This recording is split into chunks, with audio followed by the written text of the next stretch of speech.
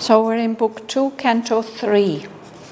This is a very interesting canto, the glory and the fall of life. At the beginning of the canto, Sri Aurobindo gives us an imaged description of the life that we know.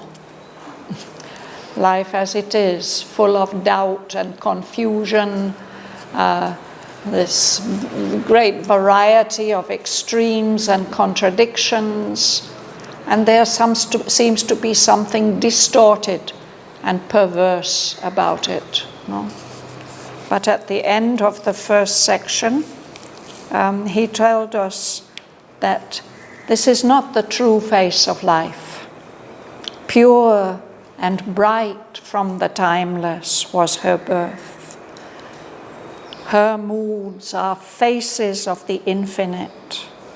Beauty and happiness are her native right, and endless bliss is her eternal home. That is the true origin of life. No? And in the second section, which begins on page 118, Asvapati gets a glimpse of that kingdom of the griefless life. And we are going to read more about that. No?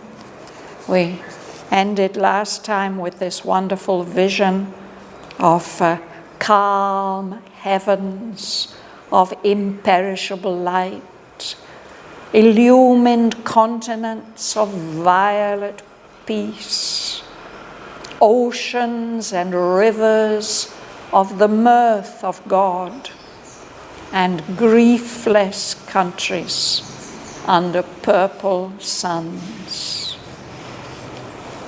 So I'm going to start reading from there.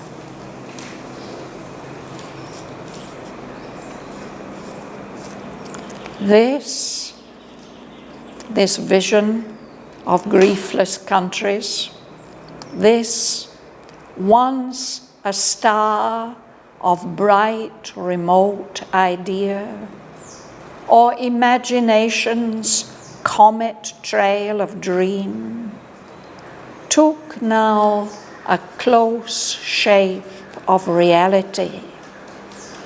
The gulf between dream truth, earth fact, was crossed. The wonder worlds of life were dreams no more. His vision made all they unveiled its own. Their scenes, their happenings met his eyes and heart and smote them with pure loveliness and bliss. A breathless summit region drew his gaze, whose boundaries jutted into a sky of self and dipped towards a strange, ethereal base. The quintessence glowed of life's supreme delight. On a spiritual and mysterious peak, only a miracle's high, transfiguring line divided life from the formless infinite and sheltered time against eternity. Out of that formless stuff, time mints his shapes. The eternal's quiet holds the cosmic act. The protean images of the world force have drawn the strength to be, the will to last, from a deep ocean of dynamic peace. inverting the spirit's apex towards life, she spends the plastic liberties of the one to cast in acts the dreams of her caprice. His wisdom's call steadies her careless feet. He props her dance upon a rigid base. His timeless, still immutability must standardize her creation's miracle. Out of the void's unseeing energies, inventing the scene of a concrete universe. By his thought, she has fixed its paces. In its blind acts, she sees by flashes of his all-knowing light. At her will, the inscrutable supermind leans down to guide her force that feels but cannot know. Its breath of power controls her restless seas, and life obeys the governing idea. At her will, led by a luminous immanence, the hazardous experimenting mind pushes its way through obscure possibles mid chance formations of an unknowing world. Our human ignorance moves towards the truth that nescience may become omniscient. Transmuted instincts shape to divine thoughts. Thoughts house infallible, immortal sight, and nature climb towards God's identity.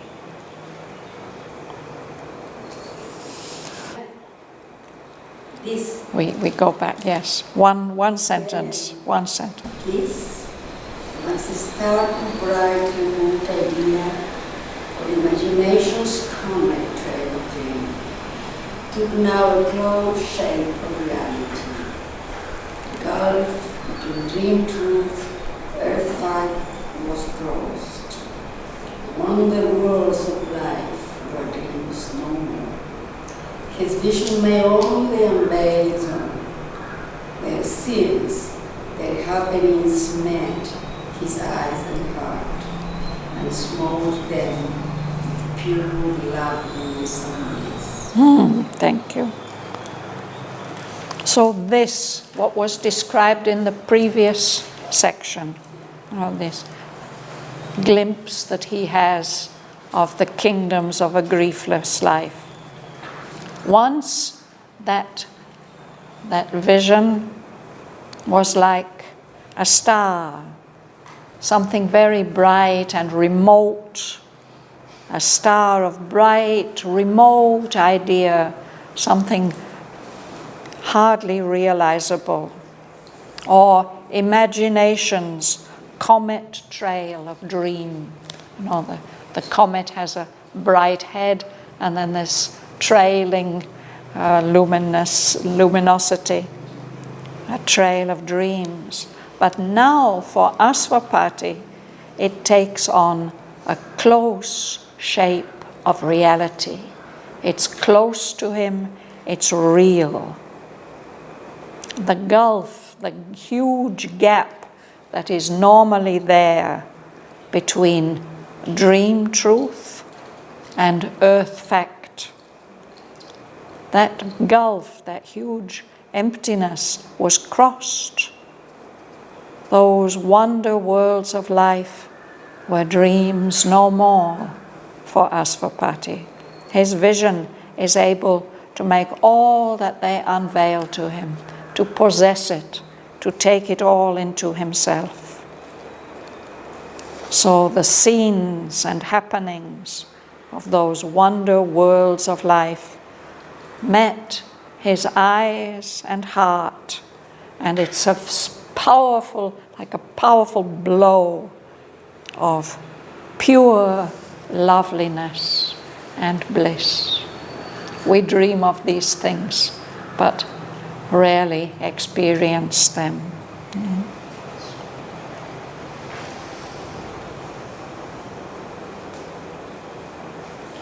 Alice, you read? Breathless summit region drew his gaze, whose boundaries jutted into a sky of self and dipped towards a strange ethereal base. The quintessence glowed of life's supreme delight. Thank you. So his eyes are drawn upwards to this summit region, as if looking up to the tops of high mountains. And Sri Aurobindo says breathless means it's if you go up to the top of Everest, it's difficult to breathe. No, the atmosphere is very rarefied. No? And the boundaries of that summit region jut up there, sticking up into a sky of self. This is a sky of consciousness, of experience. That's the tops, and down they dip down on their bottoms towards a strange ethereal base. It's not a base of matter, it is something extremely subtle and fine. And he sees this glow, the quintessence, the fifth essence, the distilled essence of life's supreme delight.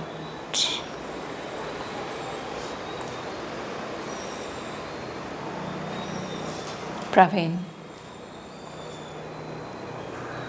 On a spiritual and mysterious peak, on your miracles high transfiguring mind, divided life from the formless infinite, and sheltered time against eternity.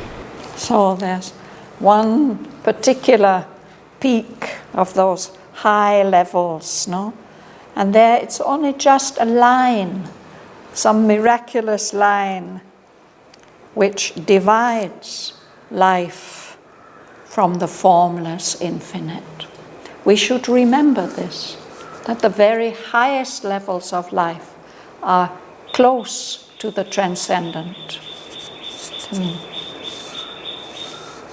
The very borderline between manifestation and transcendence, eternity and infinity.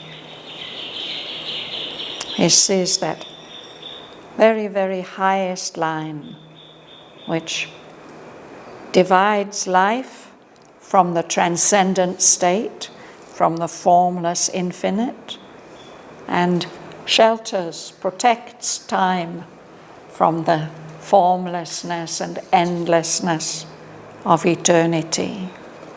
So that's the transitional line where things get created. Amrita. Out of the formless dark time meets his shades, the eternal scribe holds the cosmic art. The protein images of the world force have drawn the strange to be, the will to last, from a deep ocean of dynamic peace. Yes. So that formless stuff which is there on that borderline, time uses that to mint his shapes. Minting, it's a word that we use for making coins. Nowadays, of course, we don't have many coins, we have paper money, but it used to be the idea of some kind of a machine which would stamp on metal, make a coin that would have some value, as if all time's shapes are made out of that formless stuff which comes from eternity and infinity. He's speaking about the relationship between this manifestation and the world beyond. The manifestation couldn't exist unless it were supported by the transcendent. So the quiet, the silence of the eternal is holding all the action of the universe. And the world force, that life force, who makes all these many, many appearances, these changing shapes and lives, have drawn the strength to be and the will to last from a deep ocean of dynamic peace. We think of peace as being at rest, but this is dynamic peace, and that's giving rise to all these forms and happenings and events and beings.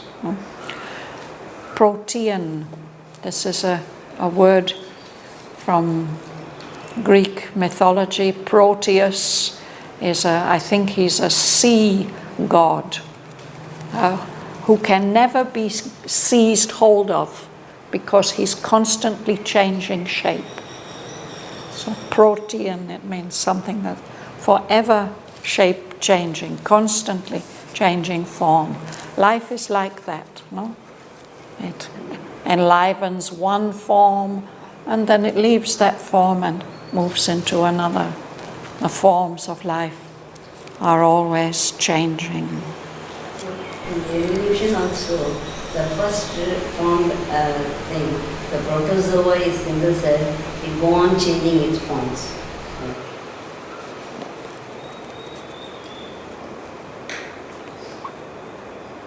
Ganga Lakshmi. Inverting the spirit's apex towards life, she spans the plastic liberties of the one, to cast in act the dream of her caprice. His wisdom's call studies her careless feet. He props her dance upon a rigid days. His timeless still immutability must standardize her creation's miracle. Yes. So this is the relationship between, we can say, Purusha and Prakriti, or the Lord and his force. No? She, the world force, she uses the freedoms that he provides her, the plastic liberties of the one. It has nothing to do with this plastic. It means, the word plastic means some substance which can be shaped and molded.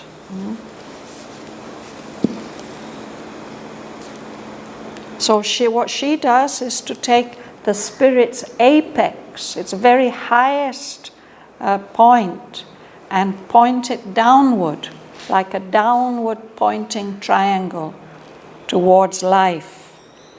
And using that point there, she spends all the liberties, the freedom, the untrammeled freedom of the one to create things here, to cast in acts the dreams of her caprice.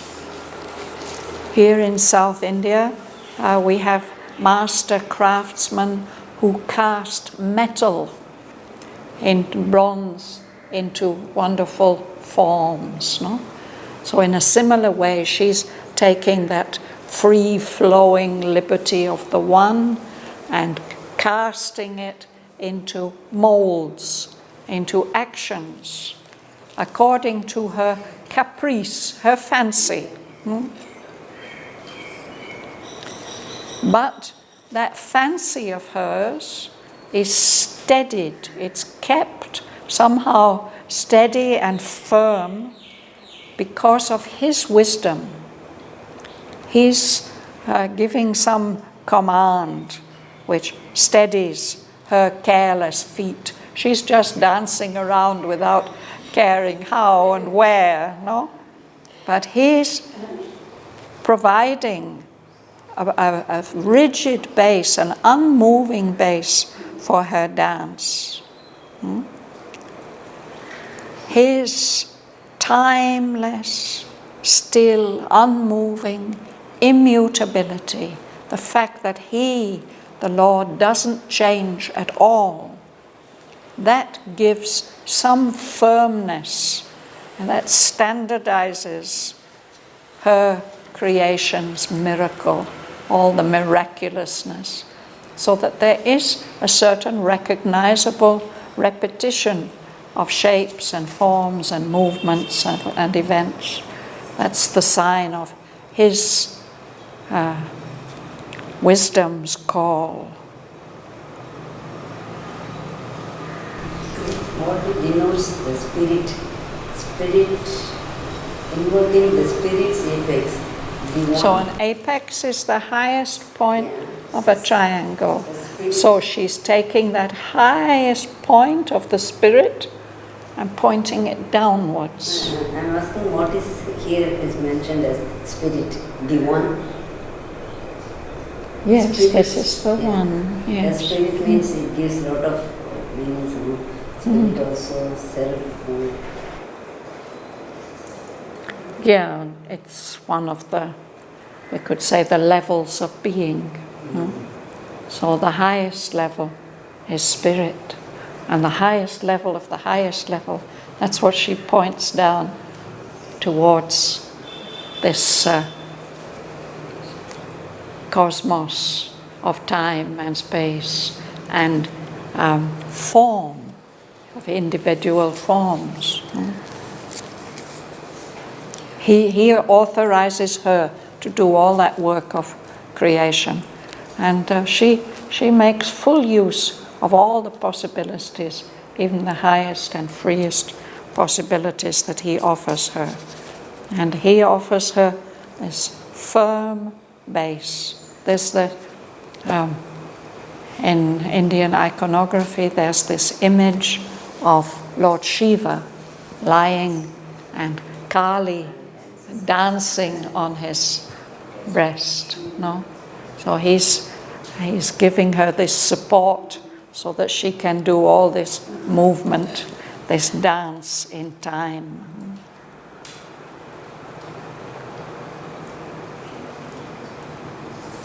Slava? Out of the void, unseen energies, invented the scheme of a complete universe. By his thought, he has its trace in his blind acts. He sees by flashes of his all-knowing light. Let's pause here. So this is about the action of the world force. She takes hold of all these unseeing, unconscious energies of the void, of space, of emptiness. She uses them to invent this scene of a concrete universe, a material universe. And she uses the thought of the One to fix the measures of that universe. And then she sees what happens. What do those energies do, those universal energies? They are unconscious, their actions are blind. But she, the world force, she gets, nevertheless, in that blindness, in that unconsciousness, there are flashes of His all-knowing light, like lightning flashes. She sees something, partially, for a moment. Joel. At her will, the inscrutable supermind leans down to guide her force that feels but cannot know. In its breath of power, controls her restless seas, and life obeys the governing ideal. At her will, this mysterious, inscrutable supermind, she compels it to lean down, to guide the unconscious force.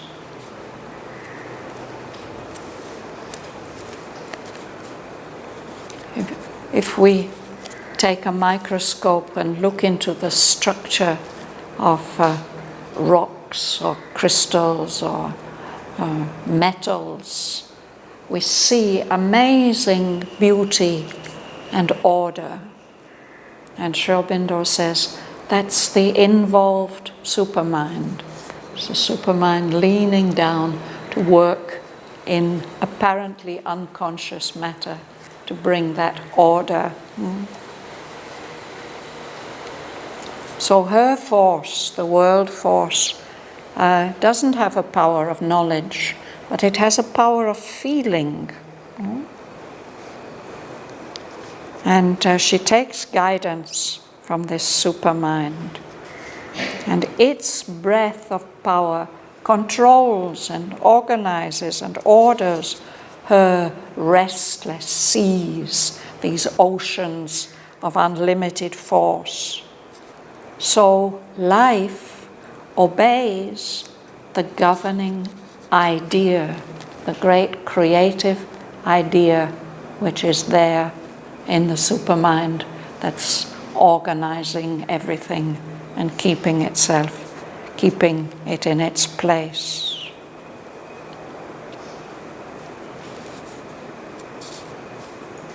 Johannes, yes?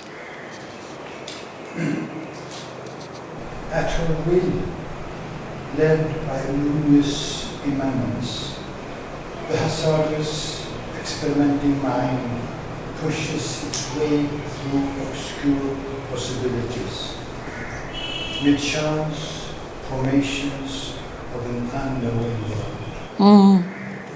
So, this attempts of our mind to make order and to find knowledge, it's because of her will. She said to the mind power, come. This luminous immanence, this is of course the presence of the Lord. So the experimenting mind which tries things out by trial and error, hazardously, it pushes its way through all these different obscure possibles amid these chance formations of an unknowing world, a world that seems to be made without consciousness. But it's because she's asked for it that it happens. She, the world force. Kamala. Human ignorance moves towards the truth, that nescience may become omniscient, transmute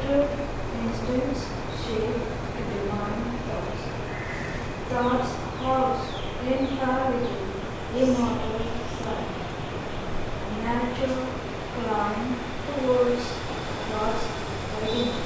Yes, it's like a description of the whole creative process, no? The world force. She's calling on the Supreme, using his powers and possibilities, and she calls on these different powers, supermind, mind. And as a result, here we are, and our human ignorance is moving, even despite us, whether we know it or not, it's moving towards the truth, so that what is nescient in the universe, what has no knowledge, no consciousness, may become omniscient. Instinct is one great power of life, but he says the transmuted instincts, the instincts have to be transmuted and they'll get shaped into divine thoughts. At one level of evolution, instinct is the way that the supermind acts, no? But it can become more conscious. So in this way, nature climbs towards God's identity, back to this oneness which we have seen in Book 1, Canto 4, no? Where he and she are one. No? So Mother has made this picture of the figure 8. So the two, he and she together, nature plunging down into the darkness and making her way up again back to the oneness.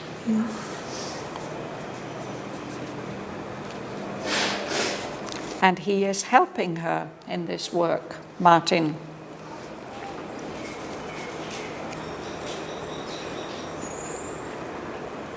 The master of the world, self-made her slave, is the executor of her fantasies.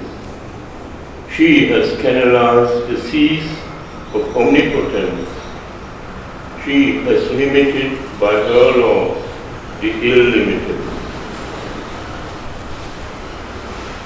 Continue.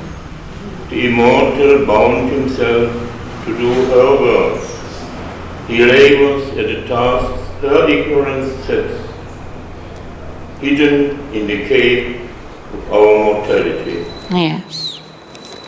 The master of the worlds, self-made her slave. He's accepted to become the slave of nature and to carry out all her fantasies.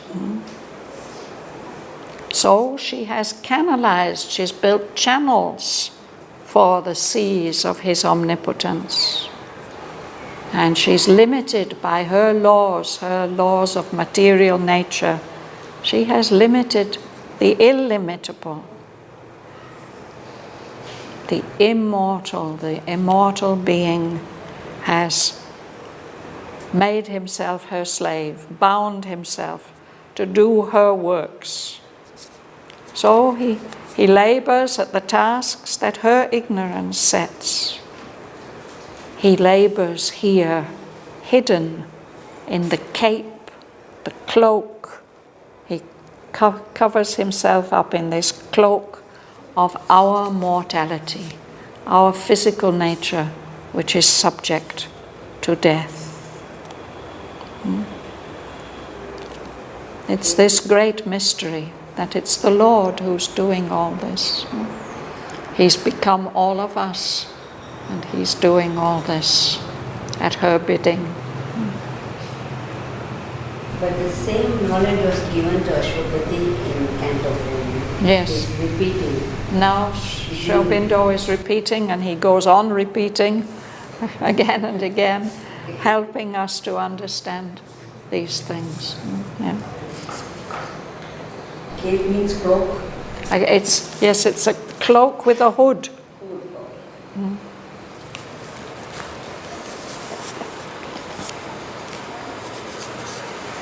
You can read, Bhavana. The words, the forms that goddess fancy made have lost their origin on unseen heights. Even severed, straying from their timeless soul, even deformed, obscured, accursed and fallen, since even form has its perverted joy, and nothing she brings out that serves delight. These two can to the peaks revert or here, cut out the sentence of the spirit's fall, recover their forfeited divinity. Yes.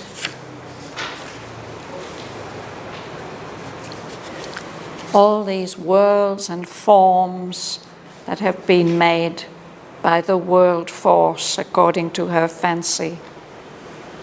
Now in the material universe, they've lost touch with their origin on those unseen heights.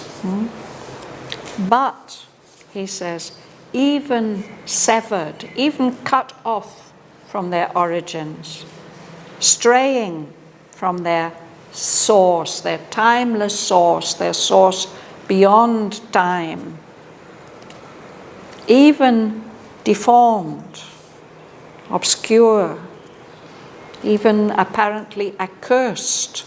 Later on we are going to have to read about some of these accursed worlds, the worlds of falsehood and evil, accursed and fallen. And then he explains why they exist, since even fall has its perverted joy, and nothing she leaves out that serves delight. It's a kind of delight. Even these, deformed, accursed and fallen, these too can revert, they can return to the peaks, to the higher levels of consciousness. Or even here in this world, they can cut out the sentence, the consequences of the spirit's fall into matter, and they can recover that divinity which they have forfeited, which they have given up when they came into the material world. Such an amazing thing he's telling us.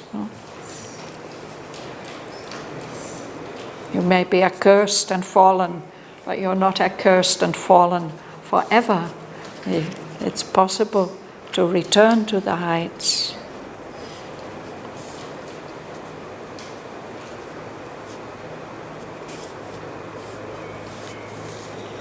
I'll just read the next bit. At once caught in an eternal vision sweep, he saw her pride and splendor of high-born zones, and her regions crouching in the nether deeps. Above was a monarchy of unfallen self. Beneath was the gloomy trance of the abyss, an opposite pole or dim antipodes. There were vasts of the glory of life's absolutes, all laughed in a safe immortality and an eternal childhood of the soul before darkness came and pain and grief were born, where all could dare to be themselves and one, and wisdom played in sinless innocence with naked freedom in truth's happy sun.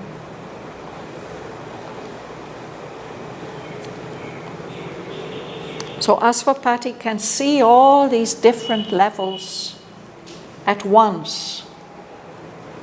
In that eternal vision sweep, he can see it.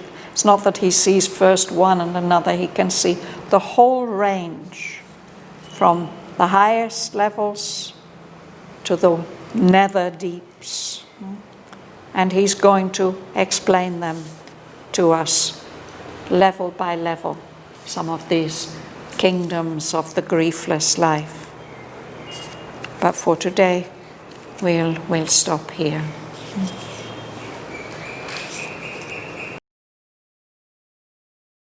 This, once a star of bright remote idea, or imagination's comet trail of dream, took now a close shape of reality.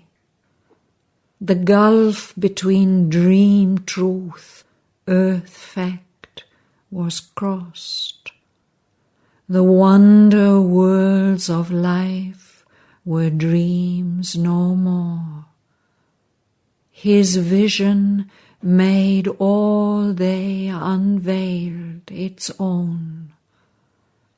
Their scenes, their happenings met his eyes and heart and smote them with pure loveliness and bliss. A breathless summit region drew his gaze, whose boundaries jutted into a sky of self and dipped towards a strange ethereal base. The quintessence glowed of life's supreme delight. On a spiritual and mysterious peak, only a miracle's high transfiguring line divided life from the formless infinite and sheltered time against eternity. Out of that formless stuff, time mints his shapes. The eternal's quiet holds the cosmic act. The protean images of the world force have drawn the strength to be, the will to last, from a deep ocean of dynamic peace. Inverting the spirit's apex towards life, she spends the plastic liberties of the one to cast in acts the dreams of her caprice. His wisdom's call steadies her careless feet. He props her dance upon a rigid base. His timeless, still immutability must standardize her creation's miracle.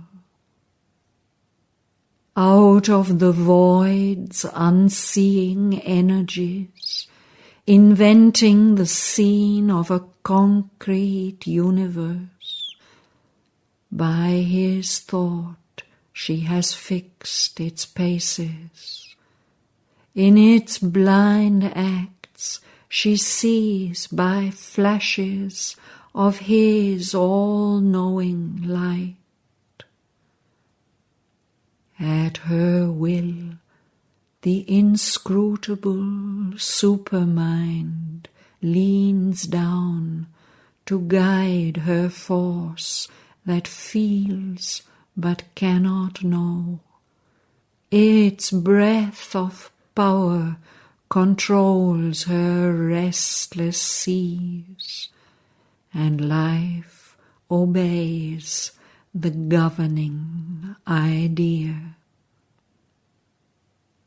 At her will, led by a luminous immanence, the hazardous experimenting mind pushes its way through obscure possibles, mid-chance formations of an unknowing world.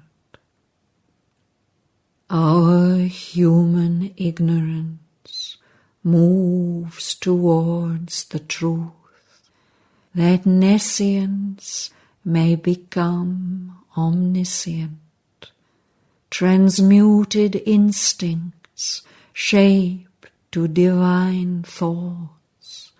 Thoughts house infallible, immortal sight, and nature climb towards God's identity. The master of the worlds, self-made her slave, is the executor of her fantasies. She has canalized the seas of omnipotence. She has limited by her laws the illimitable. The immortal bound himself to do her works. He labors at the tasks her ignorance sets, hidden in the cape of our mortality. The worlds, the forms her goddess fancy makes, have lost their origin on unseen heights. Even severed, straying from their timeless source, even deformed, obscure, accursed and fallen, since even fall has its perverted joy, and nothing she leaves out that serves delight. These too can to the peaks revert, or here cut out the sentence of the spirit's fall, recover their forfeited divinity.